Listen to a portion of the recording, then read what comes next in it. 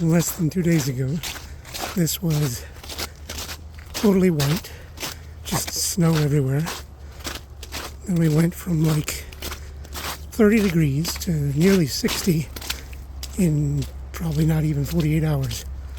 So this video is coming to you from Swampland, USA, also known as Northern Indiana, in the late winter, or at least the late winter since mankind has basically pillaged the climate.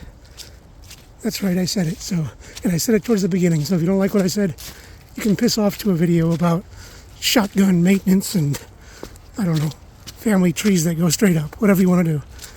But the rest of y'all, that's right, Pharaoh is back on the trail. And I put up a little short last week, maybe 10 days ago, kind of teasing what was coming. In fact, I was on the same trail, and it was about 8 inches of snow then. So if you compare that short to now, you'll see how much has changed in such a short time. Anyways, like I said, I'm hiking again. I took about 4 months off. In fact, I didn't really do any sort of fitness for about 4 months. If you followed my channel before, last year's through hike ended in failure. I'm okay with that word. Failure is what it is. I set a goal. I set out to succeed. It did not happen. If you don't succeed, you fail. But the thing is, failure's fine. Think of the best athletes ever. Think of the best painter ever. Think of the best musicians ever. All of them have created things that absolutely sucked. I mean, just garbage. But they're still the best ever. So, they can fail and still be the best ever. Then I can fail and, continue being a nameless, inconsequential cog in the gigantic machine. So, I'm not too caught up on the idea of failure. It's not a huge ding against my character if I fail, because as long as I'm still alive, I can keep going and try again. And that's what I'm talking about today, is trying again. I'm going back out to the AT in a couple months. I originally toyed with the idea last year, when I was in the hospital and my body was going absolutely crazy and my kidneys were producing dozens of kidney stones a day. My heart was going all over the place. I mean, I'm not going to rehash it, but things were rough. I was extremely depressed and didn't think I was going to be back out here. Then by late summer, I did sort of an update video because my body had gotten under control and I was doing okay again. And I stayed okay for a while. But trying to think of the sequence of events here. I know in September, my wife and I had an amazing 20th anniversary trip. That was fantastic. And then we got back and I dove right into work. I don't know if many of you know this, but I'm a writer. I've written poetry, short stories, articles, lots of different things. I don't have my name on everything. There were times when I wrote college papers for other people, times when I wrote various things that I just used aliases for. But anyways, that's my vocation. And in the fall, after September, I kind of threw myself into that hardcore, and on top of the usual things, wrote probably about 24 short stories. And I don't know, it was just a huge creative explosion for me. And it's still going. I'm actually working on a novella right now. But as usual, I go off track. So to bring it back to the trail, I was kind of going through the winter depression. If you ever lived in the Midwest, you understand winter depression. Or really, I guess anywhere above, I don't know, whatever longitudinal or latitude, I don't know. Whatever point in the earth where winter becomes a huge pain in your ass for months at a time, you understand the seasonal issues. So I was really bummed out through January. writing away. And, that kept me sane. My wife kept me sane. Our kitties kept me sane. My sisters absolutely kept me sane. Oh, I went and visited them in late December. That was fantastic. Shout out to Air Max and Annihilator. But that was great. That kept me going. And I'd say by about 2 weeks ago, I was pretty much not even thinking about the trail anymore. I was just writing, focusing on that, focusing on keeping our house going. Since I work from home, I do the cooking and the cleaning and taking care of the cats, and it's kind of a nice way to keep yourself moving. People always talk about this male loneliness epidemic bullshit. Maybe it's because they sit on their asses and do nothing while everyone else does all the work.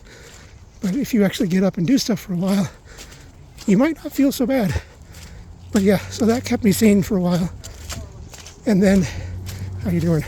Sorry. But then, probably about 10 days ago, maybe almost 2 weeks, someone I met out on trail last year, who actually happens to live here in my hometown.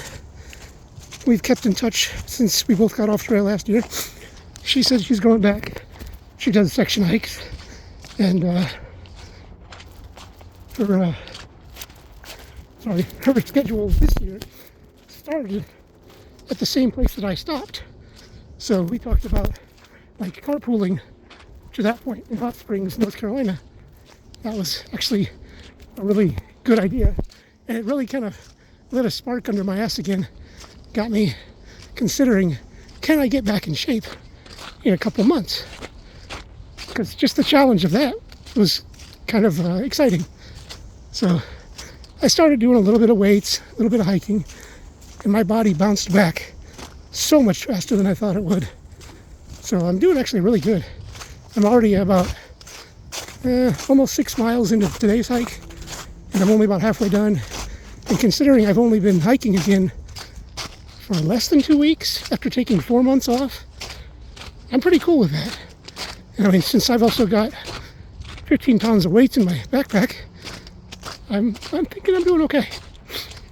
Anyways, in the short amount of time between when Trash Panda, that's my hiker buddy's name, when she got me excited about this again, and now she's had some complications at her workplace. So it's looking rather unlikely that we're going to go there in the same car. I don't know. And Trash Panda, if you're watching this, don't worry about it. It's not a big deal. I'm totally fine with it. You're not letting me down. I don't know why you would ever beat yourself up over this, because things change, and shit, keeping food on your table is all that matters. So I'm cool with it. But it did encourage me to get off my ass again and to make another go at the trail.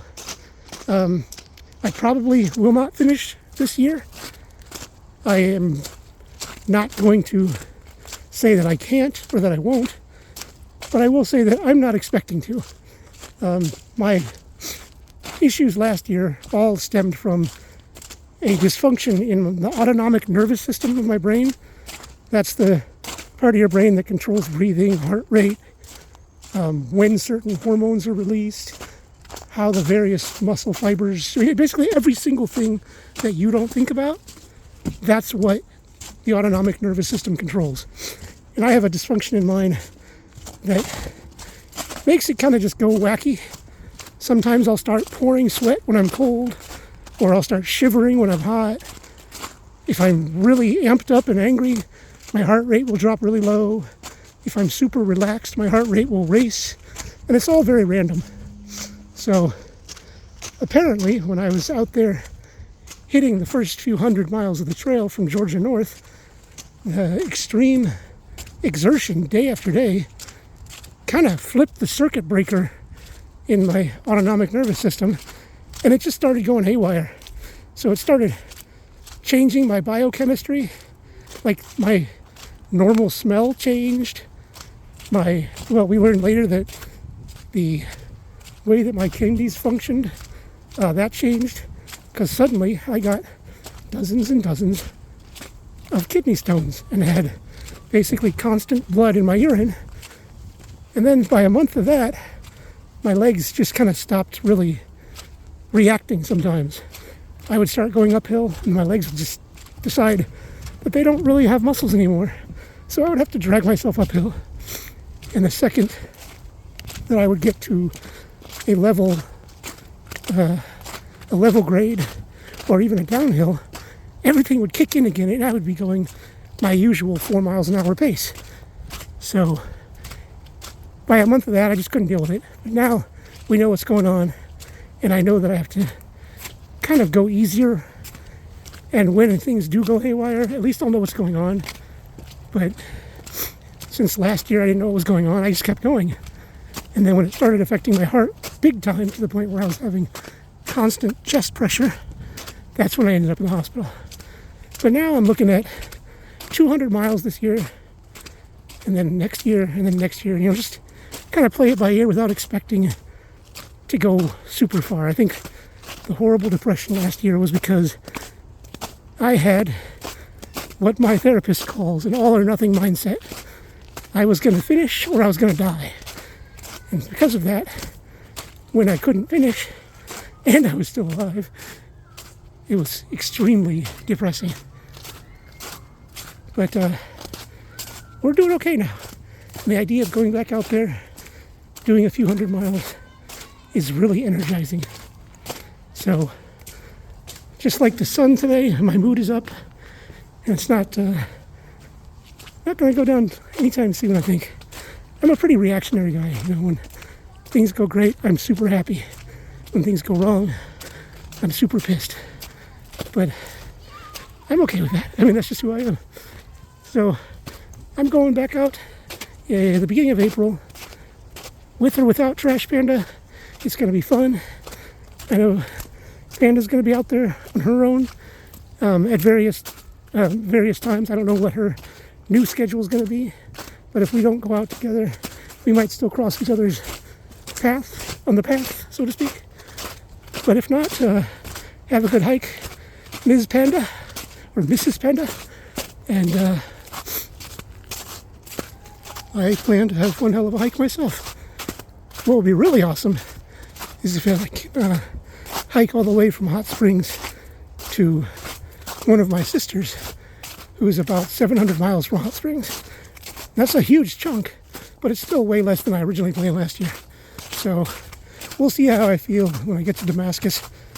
That's such a weird phrase, I know. I think of a weird Middle Eastern town like Damascus being in Virginia, but just like everything else in this country, white people stole it from someone else. So we'll see what I decide when I'm actually out there, but I'm going again, and the channel has changed. I don't know if you can notice the header, or whatever you call it, but the actual channel name has changed. The username has changed, because I'm not going to be dictating everything based around just this hike anymore. The new direction for the channel is basically just pretty much anything I want to say. I might read some of my writing. I might read a short story now and then, or a poem here or there. I'm definitely going to show various hikes and adventures around as I get moving again, and just kind of whatever else. The new name for the channel is Dave's Not Here, and that's I know it's also a phrase from, I don't know, probably Cheech and Chong or something like that, but it's also from, ooh, that was fun. It's also from a conversation that I've had with someone who I really respect and appreciate and I'm proud of, my littlest sister, who was dealing with the same, I'd say, life adventure that I have most of my life, and trying to find yourself, as people always like to call it. And I tried to articulate to her what I've articulated to kids that I used to work with. And I've always, passed on the lesson But only as I've gotten older do I actually start to listen to it myself. And that lesson is that when you talk about finding yourself, that phrase, that idea, kind of implies that the you that you're looking for is a fixed thing, and you're on this scavenger hunt, and you're going to find it somewhere out there. If you do the right things and go the right places, all of a sudden you'll trip and fall and realize, oh my gosh, there's me. I tripped over me. I've been right there. I just had to find me. And I don't think that's the right way to look at it. I don't think yourself is ever a fixed thing. So you really can't find it. You make it every day in the choices that you make on a daily basis, the average life choices. And then there's the large time span life choices of how you want to behave as a human being. I think the you that we're talking about when we say find yourself is an equation with a lot of different variables. And those variables are always changing. And sure, some things are fixed numbers, your height, your weight, where you were born, who your birth parents are, all that stuff, that cannot change. But pretty much everything else can. Therefore, the end result that is you, that changes too. So we have to stop looking for ourselves and deciding what we want to be rather than who we are. Because I think our behavior dictates our identity more than anything. I mean, look at me. I am a diagnosed sociopath, or as the clinicians like to call it, antisocial personality disorder with narcissistic and sadistic traits, blah, blah, blah. But I also choose to be, if not a good citizen, at least not a harmful citizen. And that's a huge step forward for me. If you've seen my old videos, I was a monster when I was young and would have been in jail or dead long ago if I didn't deal with that. And that kind of proves my point, that you can be what you do. And what I did was try to be decent, at first for someone else, but it was really for me. And that's the only way you're ever going to make anything work, is doing it for you. So that's why this whole thing changed to Dave's Not Here, because there is no Dave as a fixed place. There's only the Dave that I actively choose to be every fucking day. And if there's a day when I make the wrong choices, that's a pretty shitty Dave.